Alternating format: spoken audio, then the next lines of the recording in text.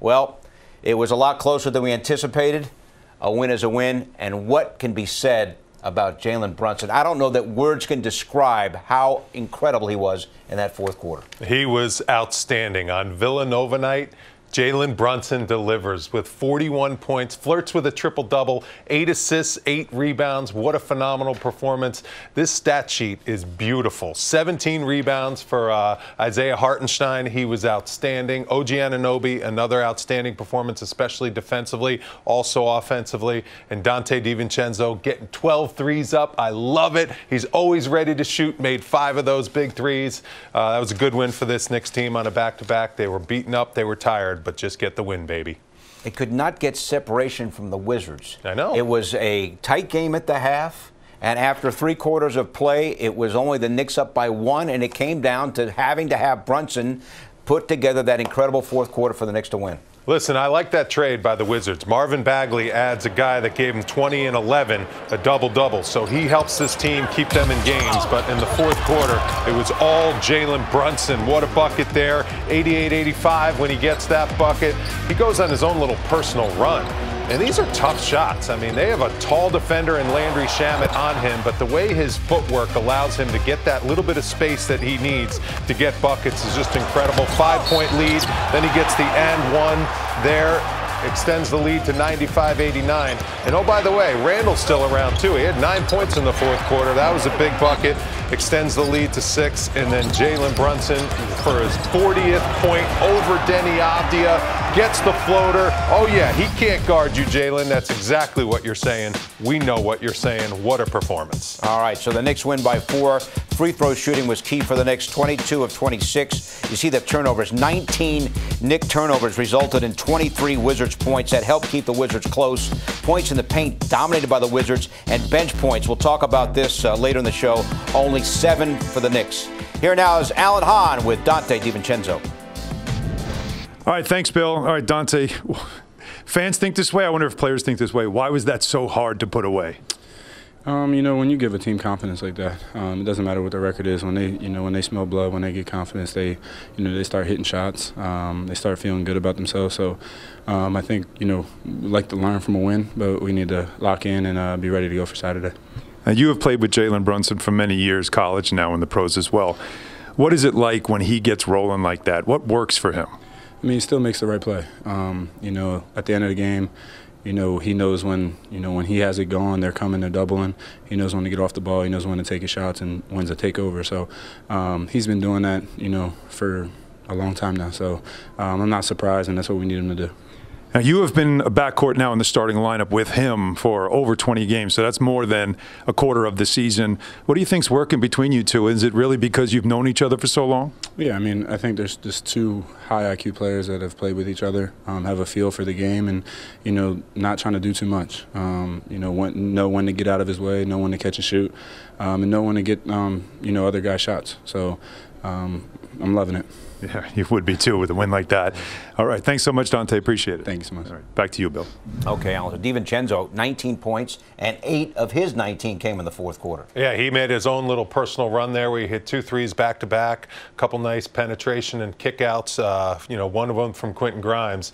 Donte DiVincenzo's always ready to shoot. He's been such a great addition to this starting lineup. The defense is great, but he's also just a player. He's not just a one-dimensional guy. I mean, he can shoot, but if you take away that 3, he's going to put the ball on the floor. He's going to make a play for one of his teammates. He's going to get to the basket, get fouled, and he's been a great addition to this team. It was a very understated addition in the offseason to get him onto this team and combine him with a couple other guys from Villanova, and he's been the perfect fit all season long. And don't forget about OG Anunoby, 19 points, big third quarter with 13 of his 19.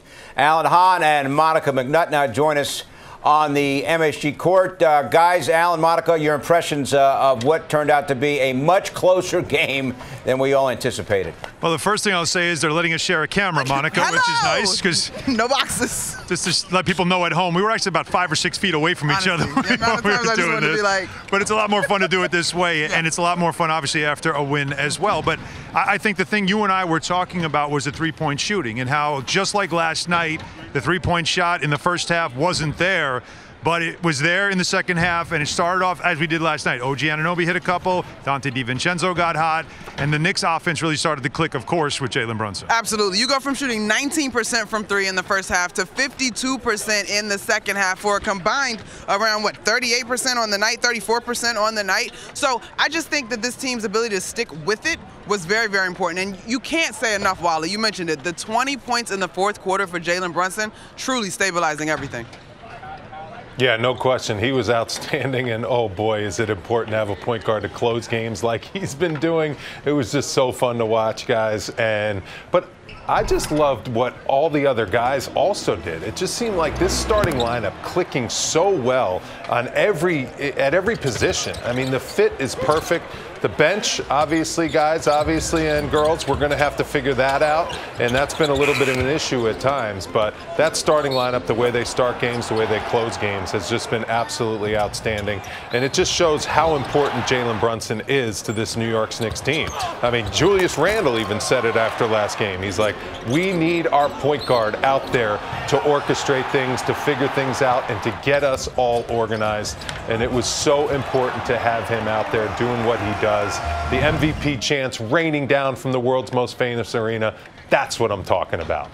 I also noticed it was, a little quiet in the building. The second game of a back-to-back, maybe the crowd was a little bit tired as well, but there was a play where Jalen Brunson, during that run, where he takes it to the basket, Monica, and when he gets the N1, and then he has he has some words. Absolutely. I guess you saw the words that he had to say, revealing that. But really got into it with the crowd almost to try to get them pumped up too. Hey, we need to ride you. We need to ride your momentum to take this thing home. And I actually asked Isaiah Hartenstein about that on the radio post game.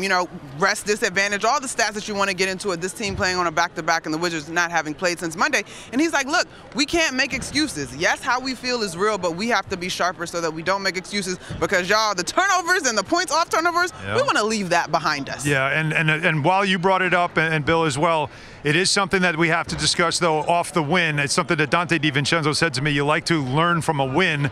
Well, something we have to learn from this win is that the Knick bench has got to give you more, because you're seeing that the starters have to log a lot of minutes in the second game of a back-to-back because the production just wasn't there. 0 for 9 from 3 from the bench players. Quentin Grimes struggled shooting the basketball. And, again, that's something they're going to have to figure out as they continue to try to find the right rotations.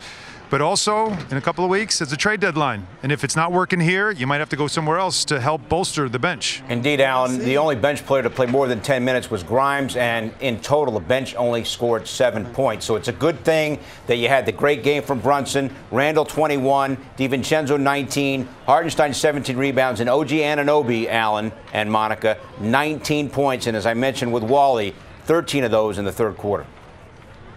OG was absolutely terrific. I mean, he had a couple of spots defensively tonight where I think Kyle Kuzma got the better of him, but that's actually okay because the game is a game of runs. I thought he did a great job of creating penetration lanes and attacking this defense at points when the Knicks were stagnant, and almost made this man-to-man look like a zone because they were not attacking the gaps. And of course, when he gets out in transition or knocks down those corner threes, you could hear the energy in here around those shots. Yeah, and he got it going in the second half. As we mentioned, it was just the same exact thing that happened the night before, where in the third quarter he knocked down a couple of threes. And what he does is subtle. And then you look at the box score and you're like, oh, wow, he's doing a little bit of everything. 19, big clutch free throws at the end, the 7 rebounds. He gets 2 blocks as well. One early in the game that was a really impressive one. So OG Anunoby's fingerprint's still all over this, although it doesn't just jump out at you, but the impact is certainly there. And now, of course, we know, guys, the next game is against his former team, the Raptors, and that's going to be a very interesting reunion game, Wally, won't it be, here at the Garden, with R.J. Barrett and Immanuel Quickley coming back here,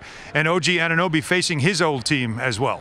Yes, that is a big game. The Knicks teammates really want to step up for OG Anunoby, defend home court. You want to get that win against your old team. Obviously, Immanuel Quickley and R.J. Barrett coming back into this building. It's going to be very emotional for those guys. I can't wait for this matchup. I've been through it. Some odd stuff can happen in a game like that, but OG Anunoby is a big part of this team. Tom Thibodeau cannot take him off the floor. He played 43 minutes tonight, needs him out there to guard every single position, and he's just been delivering since he's been here in the New York Knicks uniform.